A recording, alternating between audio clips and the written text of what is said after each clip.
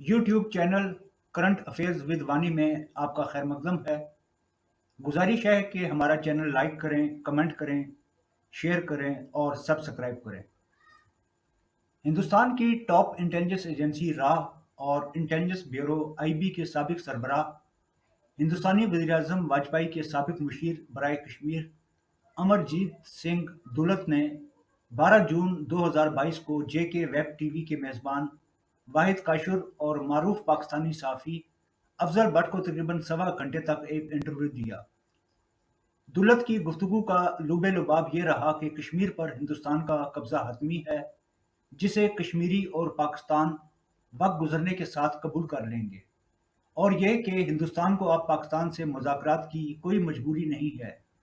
हिंदुस्तान मुज़ाकरात उसी वक्त करेगा कि पाकिस्तान उसे क्या दे सकता है। दुलत ने इस इंटरव्यू में कोई नई बात नहीं कही, सिर्फ पुराने वाक़यात को दोबारा बयान किया जो वो पहले भी बयान कर चुके हैं।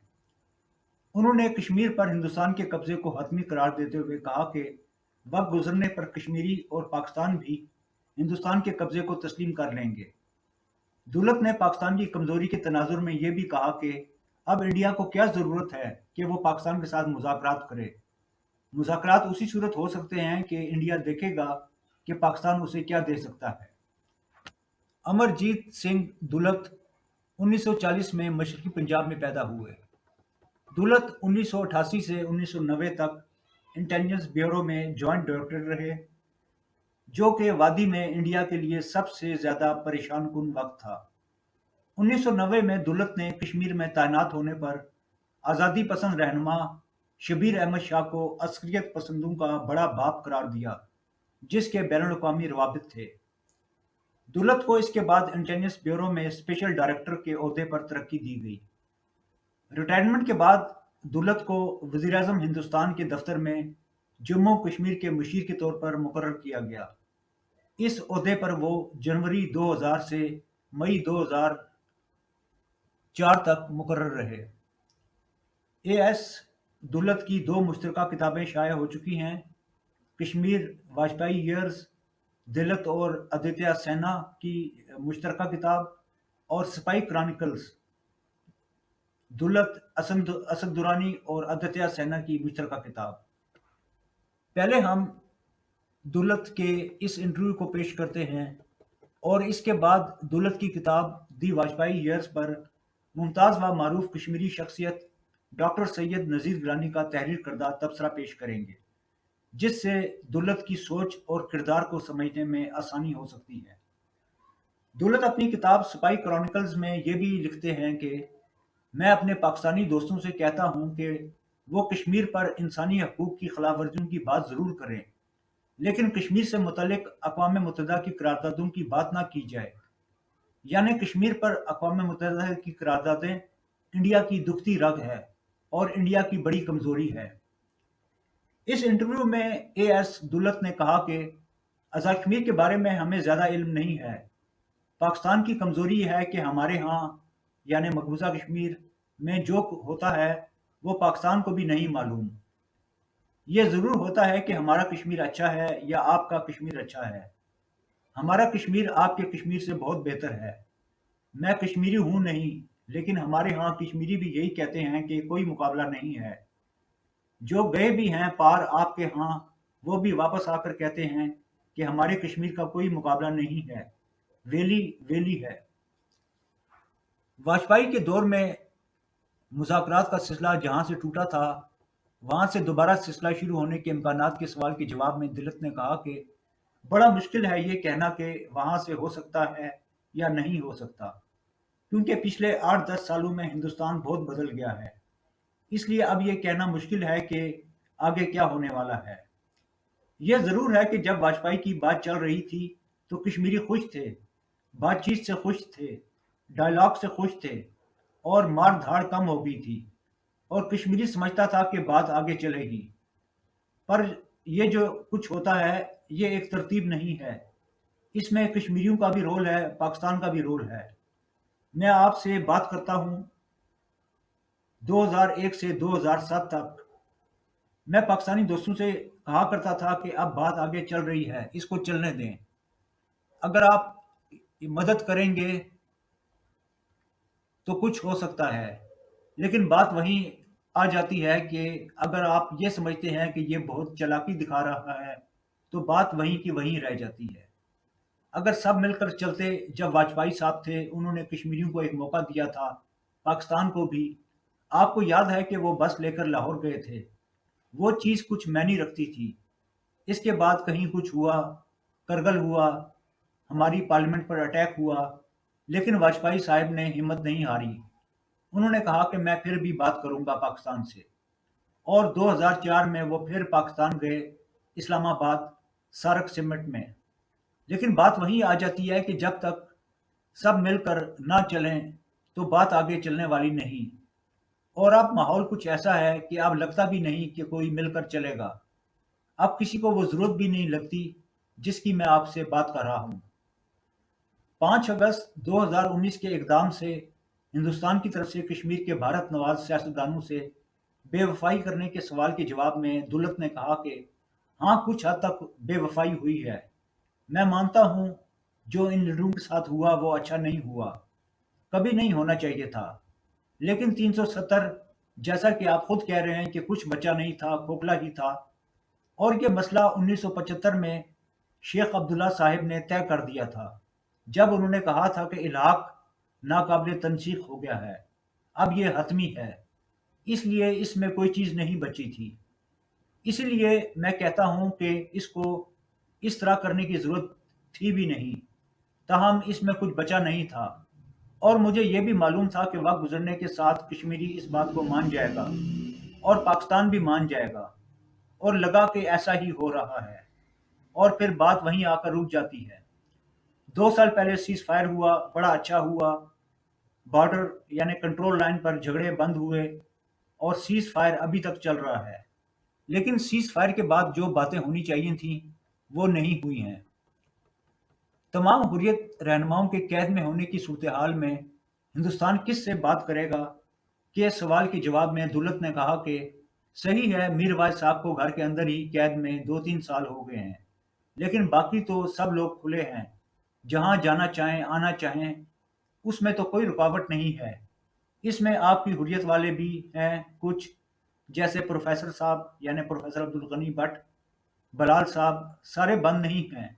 بات تو یہ ہے کہ بات آگے کیسے چلے۔ اب کشمیریوں کے ساتھ جو بات ہونی ہے ہوتی ہوگی، میں سمجھتا ہوں، دلی اور کشمیر کی بات، لیکن دلی اور پاکستان کی بات بھی ضروری ہے، دلی اور اسلام آباد کی بات ہونا ضروری ہے۔ عمران صاحب جب وزیر اعظم تھے تو لگتا تھا کہ بات آگے چلے گی، لیکن پاکستان میں بدلاؤ آ گیا۔ اب جو وزیر اعظم ہیں شہباز شریف، ان کی کیا سوچ ہے، وہ کتنا آگے چلنا چاہتے ہیں، کس چیز پر آگے چلنا چاہتے ہیں، اور ان کے پاس کیا ہے ہندوستان کے نقطہ نظر سے، ہمیں کیا ملنے والا ہے پاکستان کے ساتھ بات چیت کرنے سے۔ تو جب تک یہ چیزیں نہیں ہوں گی تب تب تک بات وہیں رہ جائے گی۔ اور جب ہندوستان اور پاکستان کی بات ہوتی ہے تو لازمی ہے کہ کشمیر کی بات آ ہی جائے گی۔ حالانکہ ایک وہ بھی زمانہ تھا کہ عمران صاحب کہتے تھے کہ ہم نے کشمیر کو بیک برنر پر رکھ دیتے ہیں، اب ہم وہیں کے وہیں ہیں۔ میں تو یہی سمجھتا ہوں کہ ہندوستان اور پاکستان کی بات ہونا بڑی ضروری ہے۔ کشمیریوں کے ساتھ تو بات ہوتی ہوگی، وہ ہندوستان کا حصہ ہے ہی، تو یہ نہیں کہ ان کے ساتھ بات نہیں ہوتی۔ اب کس قسم کی بات ہوتی ہے؟ دولت نے کہا کہ جب میں یہ کہتا ہوں کہ کشمیر ہندوستان کا حصہ ہے تو اس میں کوئی ڈاؤٹ والی بات نہیں ہے۔ میں نے پہلے کہا تھا کہ ہم پاکستان والے کشمیر کو نہیں جانتے، اور ساتھ یہ بھی کہا تھا کہ پاکستان والے کشمیر کو نہیں جانتے۔ یہ میں اس لیے دہرا رہا ہوں کہ اس کو واپس 1947 میں جانا، یو این ریزولیشن پر جانا، سیلف ڈٹرمیشن پہ جانا، ان چیزوں کا جب تک ذکر ہوتا ہے تو ہمارے ہاں جب کشمیری، جن میں سے کئی کو ہم علیحدگی پسند بھی کہتے ہیں، حریت والے بھی کہتے ہیں، تو وہ کہتے ہیں کہ پاکستان تو اس معاملے میں سیریس تو ہے ہی نہیں، یہ کون سے بات کر رہے ہیں، وہ زمانہ تو کب کا بیت گیا۔ تو اسی لیے اس میں کوئی ڈاؤٹ نہیں ہے کہ کشمیر ہے ہندوستان کا حصہ۔ لیکن میں مانتا ہوں کہ یہ ایک ایشو ہے، یہ ہندوستان پاکستان کے بیچ کا ایک ایشو ہے، جس پہ جب بھی بات ہونی چاہیے کشمیر پہ۔ کشمیر خاموش ہے کے سوال کے جواب میں راہ کے سابق سربراہ نے کہا کہ خاموشی سی ہے، اور خاموشی تو کسی قسم کی بھی اچھی نہیں ہوتی، بات چیت چلتی رہنی چاہیے۔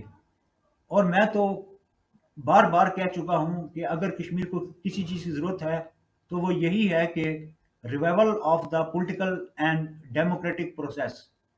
کشمیر میں الیکشن ہونا چاہیے، کشمیر میں اسٹیٹ ہوڈ جو ہے وہ واپس کر دینا چاہیے کشمیریوں کو، یہ چیزیں ہیں۔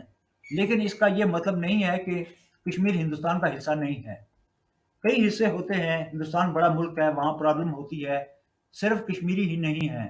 تو اس کا مطلب یہ نہیں ہوتا کہ آپ کو معلوم ہے کہ 1984 کے بعد پنجاب میں بہت ہنگامہ ہوا، بلو سٹار بلو سٹار آپریشن کے بعد، اور ایک ٹائم آیا کہ لوگ کہتے تھے کہ وہاں خالستان بننے والا ہے، لیکن وہ خالستانی جو تھے وہ چھوٹے عناصر تھے، کچھ آپ کے ہاں بھی رہتے تھے، اور دل خالصہ کے لڑکے بھی آپ کے ہاں لاہور میں ہیں۔ تو اس کا مطلب یہ نہیں ہے کہ کشمیر، پنجاب یا نارتھ ایسٹ نکسل کے لوگ ہندوستان سے الگ ہو جائیں گے۔ ہمارے ہاں بھی لوگ سوچتے ہیں کہ آپ کو پرابلم ہوتی ہے بلوچستان میں تو بلوچستان الگ ہو جائے گا۔ میں یہ نہیں سمجھتا کہ کچھ الگ ہونے والا ہے، اور نہ ہی ہم چاہتے ہیں کہ کوئی پاکستان سے الگ ہو۔ جب واجپئی صاحب بس لے کر لاہور گئے تھے تو انہوں نے وہاں لکھا بھی تھا کہ مضبوط مستحکم پاکستان انڈیا کی خواہش ہے۔ اب اس سے زیادہ ہندوستان کا وزیر اعظم کیا کہہ سکتا ہے؟ لاہور میں جب ان کا گورنر ہاؤس میں بینکویٹ ہوا تو واجپئی صاحب نے کہا کہ میں واپس جاؤں گا تو میری پارٹی والے پوچھیں گے کہ آپ وہاں کیا پاکستان پہ اپنی مہر لگانے گئے تھے؟ تو واجپئی نے کہا کہ پاکستان کو ہماری مہر کی ضرورت نہیں ہے، پاکستان اپنی مہر پہ چلتا ہے۔ تو ایسے ہی ہندوستان بھی اپنی ہی مہر پہ چلتا ہے۔ بات وہیں آ جاتی ہے کہ کس طرح یہ دونوں ملک اکٹھے ہو سکیں، اور اکٹھے نہ بھی ہو سکیں تو کم سے کم بات چیت تو کبھی بند نہیں ہونی چاہیے آپس میں۔ اے ایس دولت نے کہا کہ ایک ٹی وی پروگرام میں صلاح الدین صاحب، یعنی کشمیر کی آزادی پسند عسکری تنظیموں کے اتحاد کے سربراہ بھی شامل تھے۔ میں نے اس پروگرام میں بات چیت کے حوالے سے یہی کہا کہ بات چیت ہونی چاہیے، اور میں نے کہا کہ اس میں صلاح الدین صاحب کا رول بھی بنتا ہے۔ صلاح الدین صاحب نے کہا کہ ہمارے لیے تو جگہ ہی نہیں ہے، تو میں نے کہا کہ آپ کے لیے بہت جگہ ہے۔ پھر کہنے لگے کہ ہمارے ساتھ تو کوئی بات نہیں کرتا ہے۔ میں نے کہا کہ آپ کو معلوم ہے کیسے بات کی جاتی ہے، یہ تو حدود کی باتیں ہیں۔ اب ہم آتے ہیں یاسین ملک۔ جب یاسین ملک جیل سے چھوٹ کر سری نگر آیا تو اس نے کہا کہ اب میں بندوق چھوڑ رہا ہوں، اور اب میں یہ گاندھیت پر چلوں گا۔ سچی بات ہے کہ اس کے بعد اس نے بندوق نہیں اٹھائی، میں اس پہ اسے پورے مارکس دیتا ہوں۔ یاسین بھی اپنی طرح کا آدمی ہے، جب بات چیت ہو رہی تھی تو یاسین حریت کو چھوڑ گیا تھا۔ یہ ہمیشہ سے اپنی ہی لائن پر چلنا چاہتا ہے، اور اس کی لائن ٹیڑھی رہی۔ گیلانی صاحب کی سوچ اور تھی، وہ جو بھی بات کرتے تھے زیادہ تر پاکستان کی ہی کرتے تھے، اور اس کی وجہ یہ تھی کہ گیلانی صاحب جانتے تھے کہ ایک آزادی پسند لیڈر تھے، وہ جانتے تھے کہ اگر کوئی سمجھوتا ہو بھی گیا تو اس میں ان کا رول نہیں ہوگا، ان کو جگہ نہیں ملنے والی ہے۔ جب یہ حریت ٹوٹی 2001 کے بعد اور ان کے جھگڑے ہوئے، اور میر واعظ صاحب جن کو ہم ماڈریٹ حریت کہتے تھے وہ الگ ہو گئے، تو کسی جرنلسٹ نے جب میر واعظ صاحب سے گیلانی صاحب کے بارے میں پوچھا تو میر واعظ نے کہا ہو از دا ہیل از گیلانی، یہ کون بلا ہے؟ مشرف صاحب بھی ایک بار بہت خفا ہوئے گیلانی صاحب سے، کہ جب مشرف چاہتے تھے کہ بات آگے چلے تو گیلانی صاحب نے اس میں کچھ اڑچن ڈالنے کی کوشش کی، تو مشرف نے کہا کہ get out you old man. Daulat نے کہا کہ مشرف سے زیادہ ریزنیبل پچھلے 30 سال میں کوئی پاکستانی لیڈر نہیں رہا۔ جو بات انہوں نے کہی تھی، جس کا چرچا ہوتا ہے 4 پوائنٹ فارمولا، اب میں 4 پوائنٹ کی بات نہیں کرتا، کیونکہ اب 4 پوائنٹ میں سے ایک پوائنٹ بھی دونوں طرف سے منظور نہیں ہوگا۔ مشرف صاحب کشمیر کے بارے میں بار بار کہتے تھے کہ جو بھی کشمیری اور کشمیریوں کو منظور ہو وہ پاکستان کو منظور ہوگا۔ سردار قیوم بھی 2 بار ہمارے ہاں آئے، اور انہوں نے تقریروں میں وہی الفاظ استعمال کر کے کہا کہ جس سے بھی کشمیری محفوظ رکھ سکیں محفوظ رہ سکیں ہم اس کی مکمل حمایت کریں گے۔ ایک سوال کے جواب میں دولت نے کہا کہ تحریک دب چکی ہے یا نہیں، دب چکی اور آگے کیا ہوگا یہ کہنا بڑا مشکل ہے۔ ایک بات جو آپ نے 2 3 بار کہا بندوق کے حوالے سے، تو میں آپ کو یاد دلانا چاہتا ہوں کہ بندوق آپ کے ہاں سے ہی آئی تھی، بندوق آپ نے ہی بھیجی یہاں، اور جو کشمیر میں بربادی ہوئی ہے یہ بہت حد تک آپ ہی کی مہربانی ہے۔ اگر یہ بندوق نہ آتی ہمارے ہاں سے، جو بھی زیادتی ہوئی، جو کچھ بھی ہوا، کبھی کوئی ٹارگیٹڈ کلنگ نہیں ہوئی ہندوستان کی طرف سے۔ ہمارے بہت سے کشمیری لیڈر ٹارگٹ کر کے مارے گئے، مولوی فاروق کو مارا گیا، ساؤتھ میں ہمارا میر وائز قاضی نثار اس کو مارا گیا، ڈاکٹر گرو کو مارا گیا، اور پھر لون صاحب کو مارا گیا۔ جب لون صاحب کو مارا گیا اور ان کی لاش گھر آئی تو سجاد لون اتنے غصے میں تھا کہ جب گیلانی صاحب وہاں افسوس کرنے آئے تو اس نے کہا تم باہر نکلو۔ بندوق کے بارے میں آپ سے کہتا ہوں کہ بندوق سے کوئی مسئلہ حل نہیں ہونے والا، اور اس کو آپ بھی جانتے ہیں۔ یہ کہنا کہ آزادی کی لڑائی 500 سال بھی چلتی ہے، شاید چلے، لیکن بندوق سے کوئی مسئلہ حل نہیں ہوا۔ ایک سوال کے جواب میں دولت نے کہا کہ یہ صحیح ہے کہ کشمیر ایک پل بن سکتا ہے ہندوستان اور پاکستان کے بیچ۔ یہ بات میں نہیں مانتا کہ ہندوستان اور پاکستان کو کشمیر بھول جانا چاہیے، یہ بات میں نہیں مانتا، کیونکہ جب ہندوستان اور پاکستان کی بات رک جاتی ہے تو کشمیری کی ایک طرح سے مایوسی کی حد بڑھ جاتی ہے۔ جب تک ہندوستان اور پاکستان کی بات چیت چلتی رہے کشمیری کو امید رہتی ہے۔ کشمیر ایشو کے حوالے سے بات کو آگے بڑھانے کے سوال کے جواب میں دولت نے کہا کہ ٹریک ٹو بیک چینل تو ٹریک 1 کی ہوتی ہے، ٹریک 2 اپنی جگہ ٹھیک ہے، لیکن جو ضرورت ہے وہ ٹریک 1 کی ہے، گورنمنٹ ٹو گورنمنٹ کی ضرورت ہے۔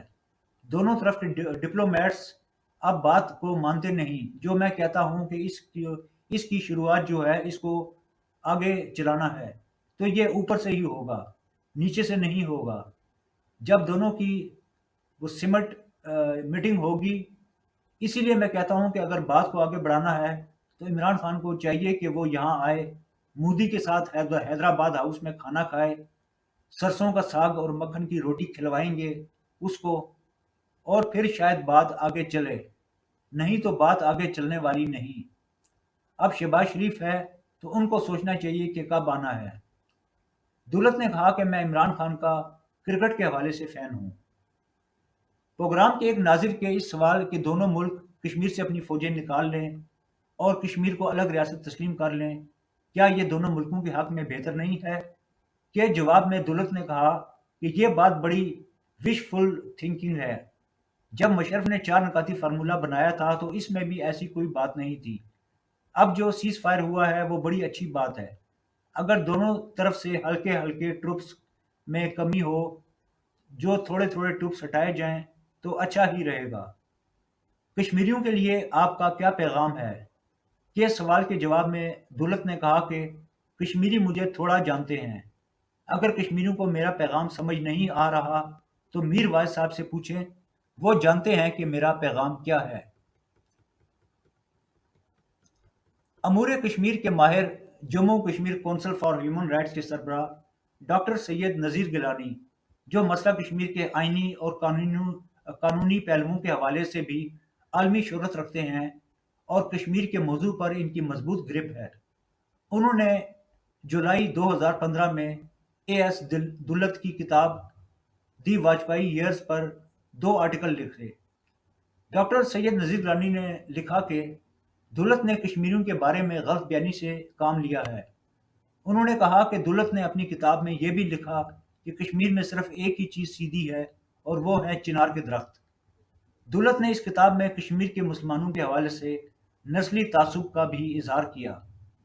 سید نذیر گیلانی نے لکھا کہ دولت نے زیادہ تر ہندوستانیوں کی طرح کشمیری کردار کو سمجھنے میں غلطی کی ہے، اور ان کی کتاب میں کشمیریوں سے متعلق حوالے اکثر توہین سے بھرے ہوئے ہیں۔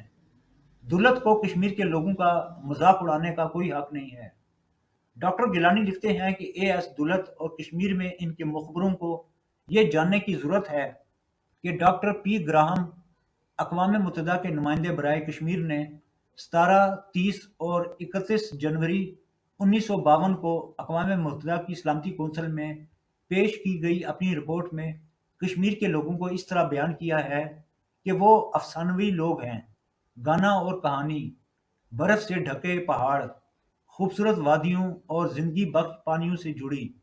یہ لوگ مسلمان، ہندو، سکھ، عیسائی بطور کسان، کاریگر، فنکار، چھوٹے دکاندار، کشتی والے، وزن اٹھانے والے اور دیگر مزدور اب علاقوں میں جنگ بندی لائن کے دونوں طرف صدیوں سے استحصال اور تنازعات کا شکار رہے ہیں۔ سید نذیر گیلانی لکھتے ہیں کہ دولت کو کشمیر کے معاملات میں اتھارٹی کے طور پر قبول نہیں کیا جا سکتا، اور دولت نے کشمیر کے بارے میں دعوے کرتے ہوئے کشمیر کے ہندوستان سے الحاق کی عارضی حیثیت اور تقسیم برصغیر کے بعد ریاست کشمیر کے پاکستان کے ساتھ اسٹینڈ سٹل معاہدے کو نظر انداز کیا ہے۔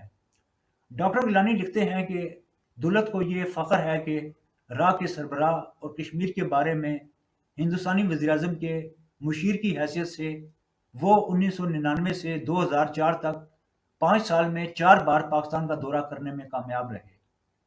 اے ایس دولت نے اپنی کتاب دی واجپئی ایئرز میں یہ بھی لکھا کہ جو چند کشمیری مجھے فون کرتے تھے، ان چند افراد کے میری بیوی نے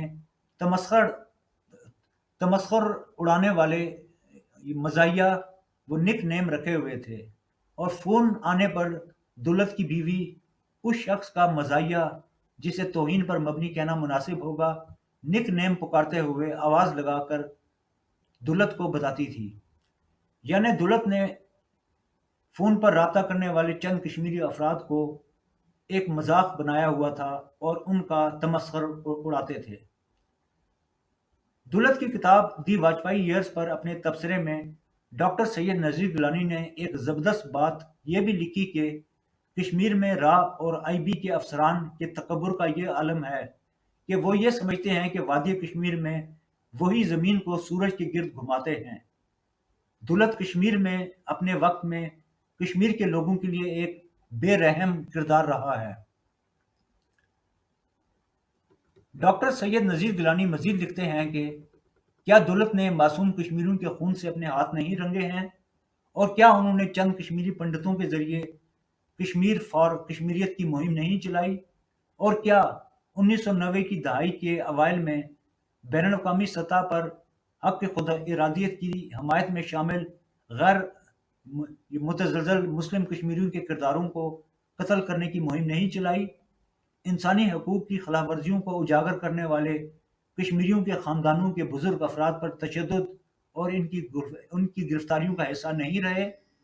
دولت نے درست کہا ہے کہ ہندوستانی پیسہ کشمیر میں بہت سے شعبوں اور کشمیر سے باہر اثر و رسوخ کے دوسرے بہت سے علاقوں میں اپنا راستہ خریدنے میں کامیاب رہا ہے، تاہم یہ بھی ایک ناقابل تردید حقیقت ہے کہ را اور آئی بی ایک عام کشمیری کے زبردست جذبات کو نہیں خرید سکے۔